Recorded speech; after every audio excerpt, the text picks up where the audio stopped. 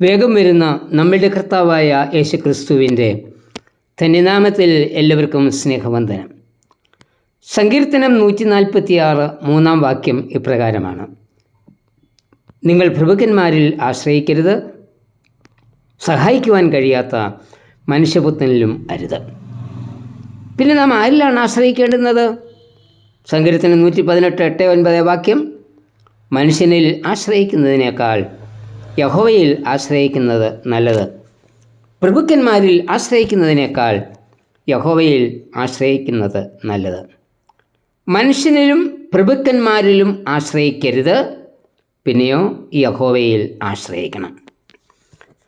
ദൈവത്തിൽ ആശ്രയം വെച്ച് അനുഗ്രഹം പ്രാപിച്ച ഒരു മോവാബിയ സ്ത്രീയെക്കുറിച്ച് പറയുന്ന പുസ്തകമാണ് രൂത്തിൻ്റെ പുസ്തകം. തൻ്റെ ജാതീയ ബന്ധവും പാരമ്പര്യവും എല്ലാം ഉപേക്ഷിച്ച് ബേത്ലഹേമിൽ വന്നു ചേർന്ന മോവാബിയ വനിതയാണ് രൂത്ത്. യഹൂദ വനിതയായിരുന്ന നവോമിയുടെ മരുമകൾ. നവോമിയുടെ ഭർത്താവും രൂത്തിൻ്റെ ഭർത്താവും മരിച്ചു. വിധവകളായ അമ്മാവിയമ്മയും മരുമകളും ഇപ്പോൾ നവോമി സ്വന്തം ദേശമായ ബേത്ലഹേമിലേക്ക് പോകുവാൻ തീരുമാനമെടുത്തിരിക്കുകയാണ്.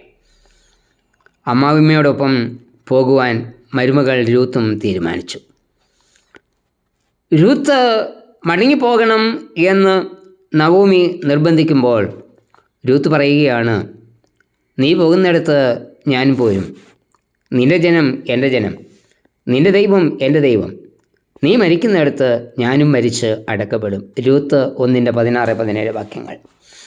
യഹോവയിൽ മാത്രം ആശ്രയിച്ച് ബേത്ലഹേമിൽ വന്ന രൂത്ത് തൻ്റെ അമ്മാവിയമ്മയ്ക്ക് ആഹാരം തേടി വയലിൽ കൊയ്ത്തുകാരുടെ പിന്നാലെ നടന്ന് കതിർ പെറുക്കുന്ന ജോലി ഏറ്റെടുക്കുകയാണ്. തൻ്റെ വയലിൽ കതിർ പെറുക്കിക്കൊണ്ടിരുന്ന രൂത്തിനെ കുറിച്ചുള്ള എല്ലാ വിവരങ്ങളും മനസ്സിലാക്കിയ ബോവസ് രൂത്തിനോട് പറയുന്നത്: യഹോവയുടെ ചിറകിൻ കീഴിൽ ആശ്രയം വെച്ച് വന്നിരിക്കുന്ന നിനക്ക് യഹോവയായി ദൈവം പൂർണ്ണ പ്രതിഫലം നൽകട്ടെ. രൂത്ത് 2:12. ബോവസ് പറഞ്ഞതുപോലെ തന്നെ യഹോവയിൽ ആശ്രയം വെച്ച രൂത്തിന് ദൈവം പൂർണ്ണ പ്രതിഫലം നൽകി അനുഗ്രഹിച്ചു. ഒരവകാശവും പറവാനില്ലാതിരുന്ന രൂത്ത് ബോവസിനുള്ള സകലതിൻ്റെയും അവകാശിനിയായി. അവൾക്കൊരു വീണ്ടെടുപ്പുകാരനായി ബോവസിനെ ലഭിച്ചു. ബോവസിൽ നിന്ന് ഓബേദ് എന്ന മകനെയും ദൈവം നൽകി. ദാവീദ് രാജാവിൻ്റെ പിതാവായ ഇശ്ശായിയുടെ പിതാവാണ് ഓബേദ്. ഇപ്രകാരം രൂത്ത് ദാവീദിൻ്റെ പൂർവ്വമാതാമഹിയായി തീർന്നു. അതോടൊപ്പം യേശുക്രിസ്തുവിൻ്റെ വംശാവലിയിൽ രൂത്തിന് സ്ഥാനം ലഭിക്കുകയും ചെയ്തു. മത്തായി 1:5-6-16 വാക്യങ്ങൾ.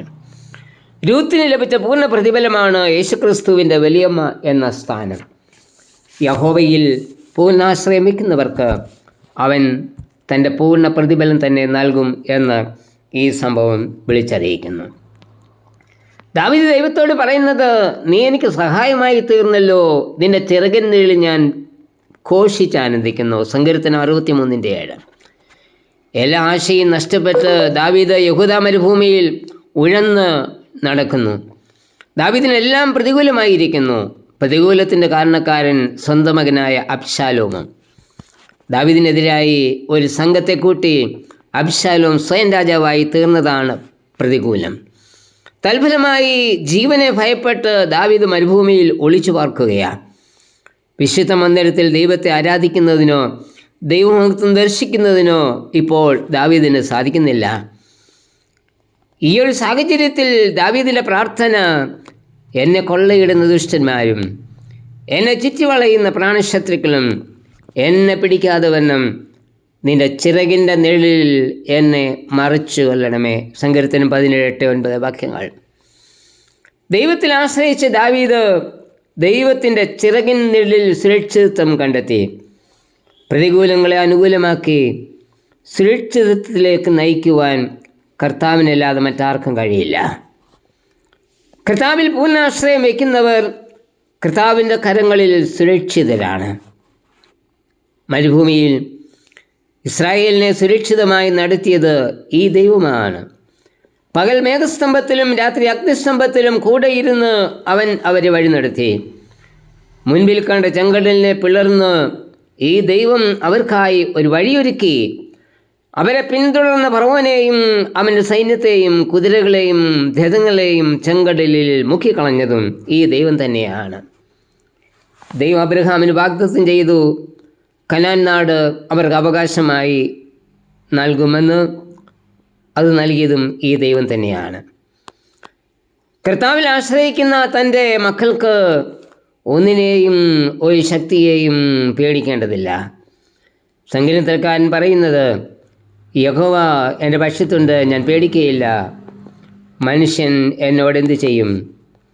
എന്നെ സഹായിക്കുന്നവരോടുകൂടി യഹോവ എൻ്റെ പക്ഷത്തുണ്ട്. അതുകൊണ്ട് നമുക്ക് മനുഷ്യനിൽ ആശ്രയിക്കാതെ, പ്രഭുക്കന്മാരിൽ ആശ്രയിക്കാതെ യഹോവയിൽ മാത്രം ആശ്രയിക്കാം. സങ്കീർത്തനം 118 6 മുതൽ 9 വരെ. കർത്താവെ, നിന്നിൽ മാത്രം പൂർണ്ണാശ്രയം വെച്ച് പ്രതികൂലങ്ങളെ അനുകൂലമാക്കുവാൻ എന്നെയും സഹായിക്കണമേ. ആമേൻ. മഹത്വത്തിൻ രാജാവാം മഹോന്നതൻ, മഹിമയോടെഴുന്നള്ളാൻ സമയമായി.